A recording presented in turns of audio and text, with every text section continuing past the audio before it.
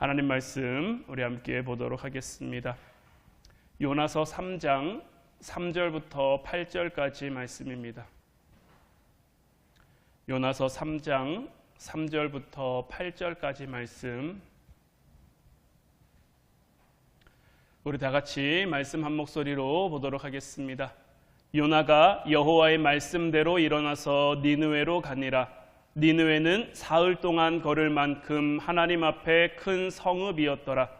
요나가 그 성읍에 들어가서 하루 동안 다니며 외쳐 이르되 40일이 지나면 니느웨가 무너지리라 하였더니 니느웨 사람들이 하나님을 믿고 금식을 선포하고 높고 낮은 자를 막론하고 굵은 베옷을 입은지라.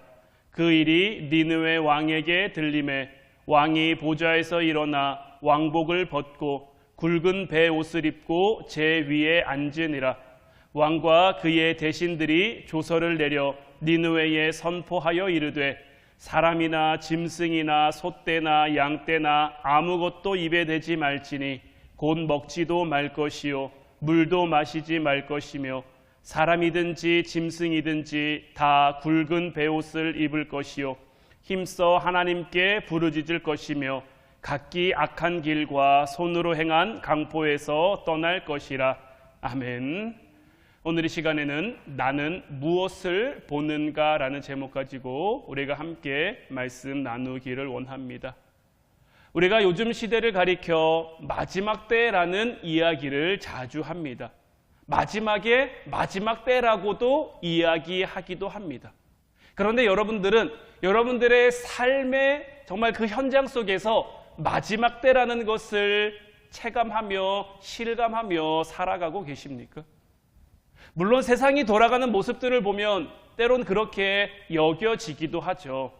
요새 흉기 관련된 사건 사고가 굉장히 많이 일어났는데 그런 것들을 보면 참 마지막 때다 이렇게 이야기하고 생각하기도 하고요.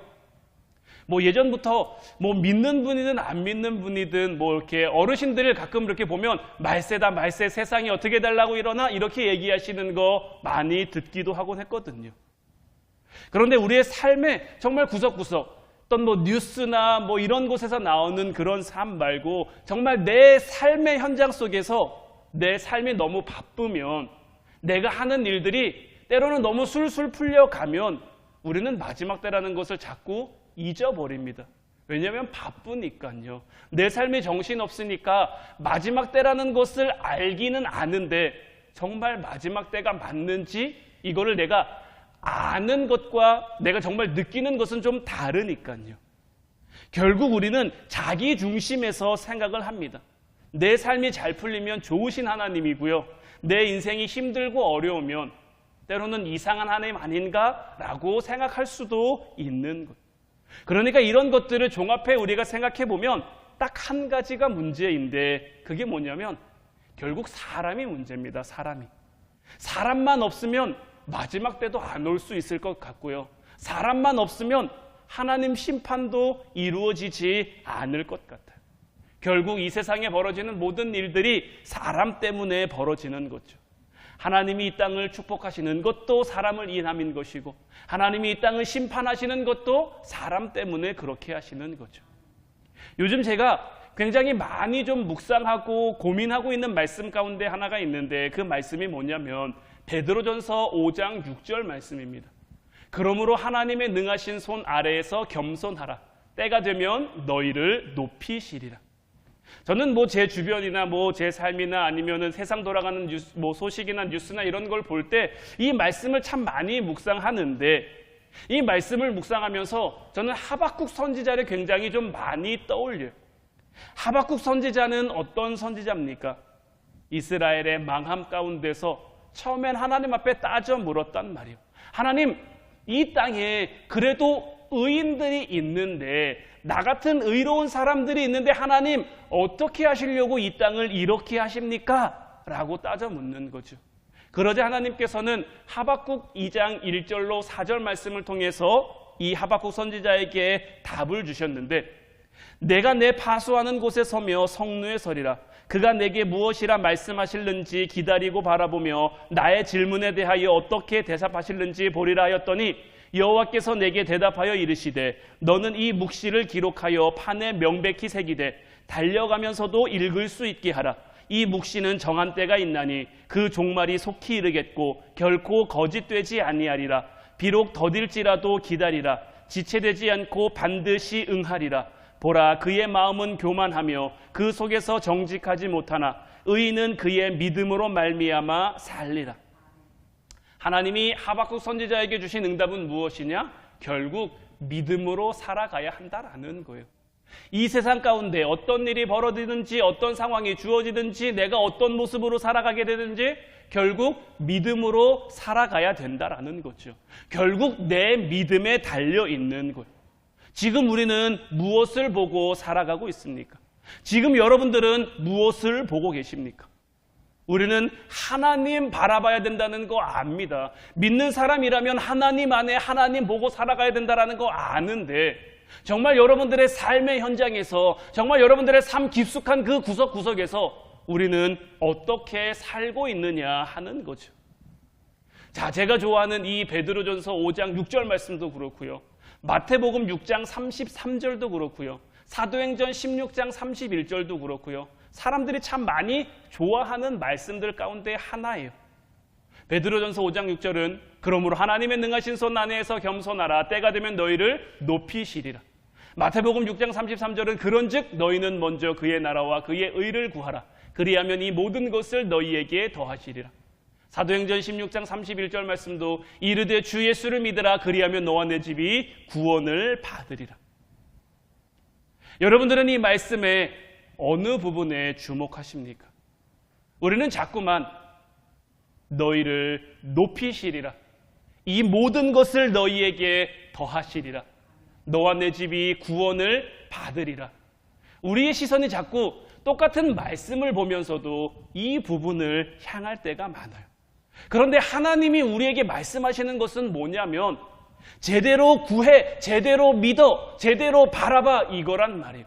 베드로전서 5장 6절 말씀에서도 결국 말씀하시는 것이 무엇입니까? 하나님의 능하신 손 아래에서 겸손하라는 거예요. 그런데 겸손해야지 하면서 자꾸 뭘 바라는 거예요? 뭘 구하는 거예요? 하나님이 나 언제 높여주실까? 하나님이 나 언제 존귀하게 만들어주실까? 그런즉 먼저 그의 나라와 그의 의를 구하라. 그런 삶을 살아가길 바라면서도 자꾸 우리의 관심이 어디로 갑니까? 하나님 나한테 뭐 주실까? 하나님 내 삶 가운데 필요한 것을 어떻게 주실까? 주 예수를 믿으라. 그리하면 너와 내 집이 구원을 받는 건데 자꾸 구원에만. 하나님은 이 말씀들을 통해서 겸손하라. 먼저 그의 나라와 그의 의를 구하라. 주 예수를 믿으라. 이 부분을 강조하고 있는 거예요. 제대로 구하고 제대로 믿고 제대로 겸손하기만 하면 그 뒷부분의 말씀들은 내가 신경 쓰지 않아도 내가 주의를 기울이지 않아도 자연스럽게 내 삶 가운데 성취될 부분이에요. 우리가 근심하지 않아도 우리가 염려하지 않아도 하나님이 알아서 약속대로 이루어질 부분인데 자꾸 우리는 우리의 마음이 이 뒷부분에 쏠려 있고 뒷부분에 뺏기는 거예요. 그래서 저는 요즘에 이 베드로전서 5장 6절 말씀을 묵상하면서 뒷부분을 그냥 날려버리는 거예요. 하나님의 능하신 손 아래에서 겸손하라. 때가 되면 저를 높여주실 수도 있고 더 기다렸다가 높여주실 수도 있지만 그거 바라지 않고 그거 구하지 않고 그냥 말씀을 뚝 잘라서 그래 내가 하나님 능하신 손 아래에서 겸손해야지. 하나님이 나를 높이시든지 그렇게 하지 않으시든지 하나님 앞에 겸손해야지 그냥 이렇게 선포하면서 저에게 주어진 삶을 살아가는 거죠. 내가 겸손하다면 제가 하나님을 바로 붙잡고 있는 것이고요. 하나님을 내가 제대로 붙잡고 있다면 사실 이 붙잡는다는 것도 내가 내 힘으로 붙잡는 게 아니죠. 하나님이 저에게 주신 그 힘 가지고 붙잡는 거죠. 그럼에도 그렇게 돼 있기만 하면 그 자체로 저는 존귀해질 수가 있는 거예요. 여러분들은 지금 무엇을 바라보고 있습니까? 지금 진짜 문제는 누구냐? 결국은 사람이 문제인 것이고요. 그 중에서도 내가 문제인 거예요. 내가 교만한 거예요. 여러분들 아니라고 생각할 수도 있습니다. 아니라고 부정할 수도 있어요. 하지만 결국 하나님 앞에 내 삶에 주어진 삶의 내용들을 가만히 들여다보면요. 결국 내가 문제인 거예요. 우리는 잘나면 잘난 대로 교만하고요. 못나면 못난 대로 교만합니다. 잘나면 잘난 대로 허세 부리고요.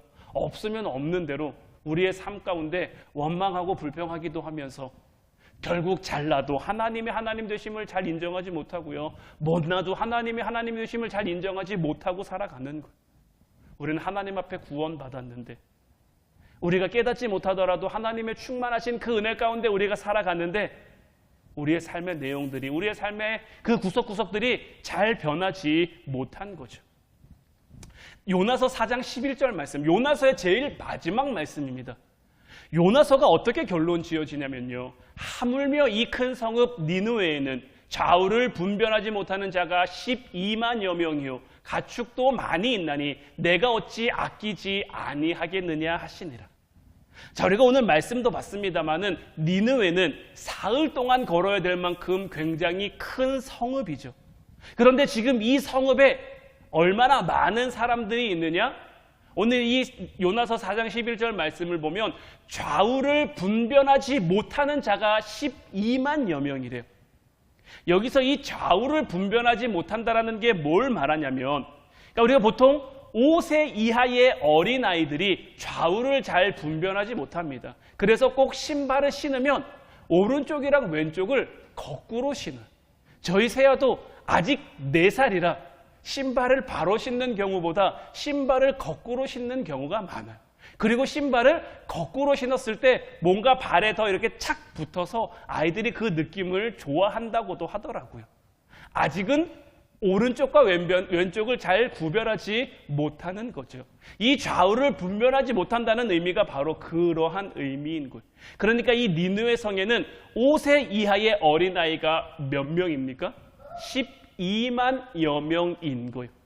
이거를 토대로 이 니느웨 성에 살고 있는 인구를 추정해 보면 대략 한 100만 명 정도였다라고 볼 수가 있는 거예요. 우리 수원시 인구가 뭐 100만 명이 좀 넘어선다라고 하는데 이 수원 굉장히 크잖아요.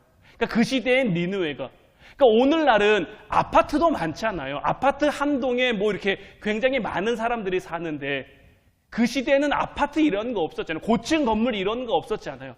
거의 대부분 다 단층 건물들인데 그러한 단층 집으로 100만 명이 사는 성읍이에요. 얼마나 어마어마한 성읍인지 여러분들 상상이 되십니까? 그런데 이 성에서 사흘 동안 걸어야 될 만큼 이 큰 성에서 요나가 하루 동안 다니며 하나님의 말씀을 막 열심히 성의 있게 전한 거 아니고 그냥 대충 하는 신용만 하면서 하나님 말씀을 전했단 말이에요. 그런데 어떻습니까? 그 성 가운데 굉장히 놀라운 역사가 일어나죠. 오늘 본문 5절부터 8절까지 말씀 다시 보면 니느웨 사람들이 하나님을 믿고 금식을 선포하고 높고 낮은 자를 막론하고 굵은 베옷을 입은지라. 그 일이 니느웨 왕에게 들림에 왕이 보좌에서 일어나 왕복을 벗고 굵은 베옷을 입고 제위에 앉으니라. 왕과 그의 대신들이 조서를 내려 니느웨에 선포하여 이르되 사람이나 짐승이나 소떼나 양떼나 아무것도 입에 대지 말지니 곧 먹지도 말 것이요 물도 마시지 말 것이며 사람이든지 짐승이든지 다 굵은 베옷을 입을 것이요 힘써 하나님께 부르짖을 것이며 각기 악한 길과 손으로 행한 강포에서 떠날 것이라. 요나가 하나님의 심판을 선포하고 회개에 대해서 이야기를 하자 그 말을 들은 니느웨 백성들 가운데 회개 운동이 일어나는 거죠. 니느웨 백성들이 하나님을 믿고 금식을 선포하고 높고 낮은 자를 막론하고 굵은 베옷을 입은 거죠. 그리고 이 일이 얼마나 급속도로 그 성 가운데 일어났는지 이 일이 왕에게 들려지는 거예요. 왕에게 이 일이 들려지자 왕은 또 어떻게 합니까? 왕도 자리에 일어나서 왕의 옷을 벗는 거죠. 그리고 백성들과 마찬가지로 굵은 베옷을 입고 제 위에 앉는 거죠. 내가 정말 하나님 앞에 죄인입니다라는 것을 고백하고 있는 모습이. 그리고 이 도시 전체에서 왕과 대신들이 조서를 내리는 거죠. 사람이나 짐승이나 소떼나 양떼나 아무것도 먹지 마라. 금식해라. 왜 금식합니까? 우리는 하나님 앞에 죄인이다. 우리는 하나님 앞에 죄를 범했다. 이제 우리가 이 강포에서 떠나기 위해 하나님께 부르짖으며 금식해야 된다.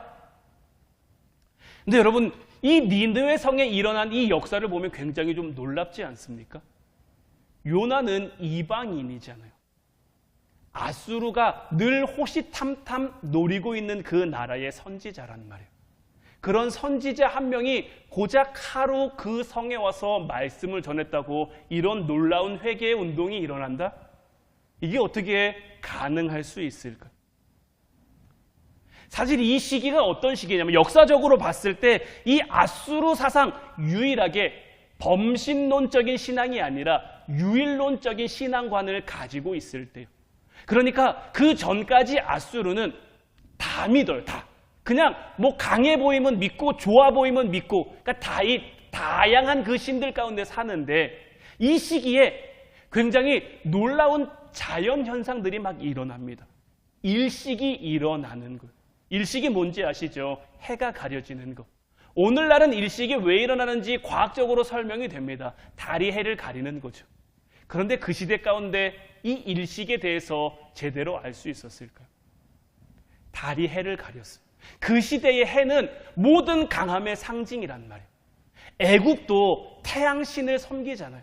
이 태양이 이들에게 미치는 그 삶의 영향력은 굉장히 막강하단 말이에요.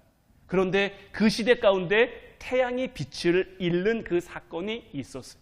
그러면서 아수르 이 나라 안에 어떤 유언비어라고 해야 될지 소문이라고 해야 될지 이런 것들이 돌고 있었냐면 어쩌면 신이 노해서 이 나라에 재앙을 일으킬 수도 있다라는 그러한 분위기가 이 성 가운데 이 나라 가운데 팽배해져 있단 말이에요. 그런데 때마침 요나가 와서 하나님의 말씀을 전하는 거죠. 여러분들 이게 우연일까요? 우연히 일식이 일어났고 때맞춰 요나가 그곳에 갔을까요? 아니죠. 하나님이 이미 요나보다 앞서 그 성을 향해 일하고 계셨던 거예요. 요나가 하룻길 다니며 전했다고 그 성이 회개한 것이 아니라 하나님이 그 성을 회개의 길로 인도해 가신 거죠. 가끔 목회자들은 이런 착각 잘합니다. 목회자가 설교 잘하고 목회 잘하고 그러면 교회가 잘 될 것이다. 교회가 부흥할 것이다. 실제로 부흥한 교회들 보면 그런 생각들을 가지고 계신 분들도 덜어 있으신 것도 같아요. 그러나 우리가 분명히 알아야 될 것은 무엇입니까? 그건 하나님이 하신 거죠. 하나님의 은혜를 그 교회가 입은 거예요. 우리 교회도 마찬가지인 거예요. 목회자가 대단한 거 아니고요. 성도들이 대단한 거 아니고요. 하나님이 은혜를 주신 거예요. 그 은혜를 힘입어 하나님의 교회를 더 온전한 교회로 세워갈 수 있도록 하나님이 인도해 가시고 이끌어 가시는 거예요. 우리는 그 이끄심 가운데 그저 하나의 도구로 하나의 일꾼으로 사용될 뿐인 거죠. 요나도 마찬가지입니다. 하나님은 요나가 대단해서 그를 선지자로 부르신 게 아니에요. 그 아니면 니느웨에 갈 사람이 없어서 하나님이 요나를 설득하고 또 설득하고 또 설득해서 제발 한 번만 가주라 이렇게 하신 게 아니에요. 요나 말고도 얼마든지 그 성에 가서 하나님의 말씀을 전할 사람들 많아요. 하지만 하나님은 단순히 니느웨에만 관심이 있으신 게 아니라 요나에게도 관심이 있는 거예요. 요나의 잘못된 그 착각 속에서 요나의 잘못된 그 믿음과 신앙관에서 그가 한층 더 성장한 하나님의 사람으로 성장할 수 있기를 바라면서 하나님이 제대로 작정만 하면요, 하나님이 제대로 일하시기로 결심만 하면요, 하루가 아니라 한나절만 요나가 말씀을 전해도 그 성에 놀라운 역사가 일어나는 거예요. 예루살렘 교회가 세워지고 베드로가 설교를 합니다. 베드로 한편 설교에 3,000명이나 되는 사람들이 회개하고 세례받고 돌아옵니다. 베드로가 어떤 인물입니까? 제대로 된 교육을 받은 인물이 아니에요. 똑똑한 사람도 아니에요. 업으로 잔뼈가 굵어 배에서는 뭐 좀 이렇게 잘하고 배에서는 좀 유능한지 몰라도 바다에 대해서는 좀 잘 알지 몰라도 그가 3년 예수님을 따라다니면서 예수님의 말씀을 들은 게 전부잖아요. 그런 그가 얼마나 명설교를 했기에, 얼마나 대단한 설교를 했기에 우리가 여기서도 뭘 할 수 있습니까? 베드로가 대단한 게 아니죠. 베드로를 통해 일하신 하나님이 대단한 거예요. 베드로를 통해 그들 가운데 하나님의 말씀이 선포되게 하신 하나님의 역사하심이 놀라는 거예요. 이제 저와 여러분들에게도 이런 하나님의 역사하심이 나타날 수 있기를 주님의 이름으로 축원해 드립니다. 우리가 겸손하면요, 하나님이 일하시는 것. 우리가 겸손하면요, 하나님이 우리의 삶의 자리를 만들어 가시는 것. 우리가 겸손하면요, 하나님이 우리를 존귀하게 하시고요, 우리를 높여주시는 것. 우리가 먼저 그의 나라와 그의 의를 구하면요, 이 모든 것들 우리가 걱정하지 않고 염려하지 않아도 하나님이 알아서 우리에게 더해주시는 것. 그러니 이제 자꾸 말씀의 뒷부분에만 관심을 두고 우리의 마음을 뺏기는 것이 아니라 하나님이 나 도대체 언제 높여주시는 거지? 하나님이 도대체 나 언제 존귀하게 만들어주시는 거지? 하나님 도대체 나 기도할 만큼 한 것 같은데, 내가 구할 만큼 구한 것 같은데 나한테 도대체 언제 주시는 거지? 언제 문을 열어주시는 거지? 이거 고민하고 이거 근심하지 말고 그저 믿고 나아갈 수 있는, 믿고 구할 수 있는, 믿고 의지할 수 있는 여러분들이 되시기를 주님의 이름으로 축원해 드립니다. 하나님은 이미 알고 계세요. 우리가 어떤지, 우리 가정이 어떤지, 우리 교회가 어떤지, 우리가 살아가고 있는 이 삶의 자리가 어떤지 이미 하나님은 다 알고 계시고요. 그에 합당한 하나님의 선하시고 의로우신 계획들을 진행해 가고 있는 것. 우리는 그런 하나님의 역사 위에 살아가고 있는 것. 하나님의 큰 그림은 달라지지 않습니다. 하나님의 큰 그림은 변하지 않아요. 하나님은 어떤 큰 그림을 그리고 계십니까? 우리를 구원하시기 원한다는 것, 우리를 사랑하시기 원한다는 것, 우리 모두가 하나님의 자녀로 이 땅을 살아가시길 원한다는 것. 이제 이것에 대한 흔들리지 않는 그 믿음 가지고 우리가 인정하든 인정하지 않든, 우리가 우리의 삶 가운데 느끼든 느끼지 못하든 지금은 마지막 때입니다. 정말 마지막의 마지막 때라고 할 수 있는 그러한 시대예요. 무엇이 중하고 무엇이 덜 중한지, 무엇이 귀하고 무엇이 덜 귀한지 우리는 분명하게 분별할 수 있어야 되는 거예요. 이제 하나님 일꾼으로 서가는 저와 여러분들 되시기를 주님의 이름으로 축원해 드립니다. 그분의 손과 발이 되어 하나님의 뜻을 이루어 감으로. 우리가 지난번에 함께 나눴던 말씀이 누구의 눈으로 인가였죠? 이제 하나님의 눈으로 이 땅을 바라보며 이제 우리는 그 하나님의 눈으로 무엇을 바라봐야겠습니까? 내 삶에 주어질 것들 바라보는 게 아니라, 내 삶 가운데 구하는 것들 바라보는 게 아니라 이제 그것을 넘어 먼저 그의 나라와 그의 의를 바라볼 수 있는, 우리를 높이실 그 하나님 앞에 겸손함으로 나아가는 저와 여러분들 될 수 있기를 주님의 이름으로 축원해 드립니다. 이제 우리 찬양하고 같이 기도하기를 원하는데, 오늘 이 시간에는 주가 주 되심을이라는 이 찬양을 함께 나누고 기도했으면 좋겠어요. 이 찬양의 가사를 보면 이렇습니다. 내 손에 들려있는 지팡이 사용하셔서 주님만이 주 되심을 나타내소서. 모세의 이야기죠. 모세가 대단한 게 아니라요, 그를 통해 일하신 하나님이 대단하신 것.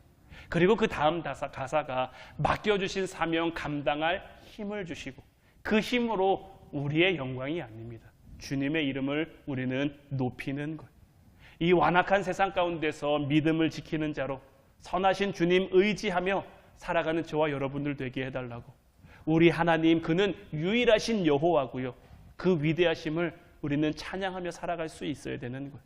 이제 이 세상 가운데 구별된 자로 주님의 주님 되심을 선포하며 살아가는, 그 나라와 그 의를 구하며 겸손히 살아가는 저희들 되게 해달라고 우리 찬양하고 같이 기도하도록 하겠습니다.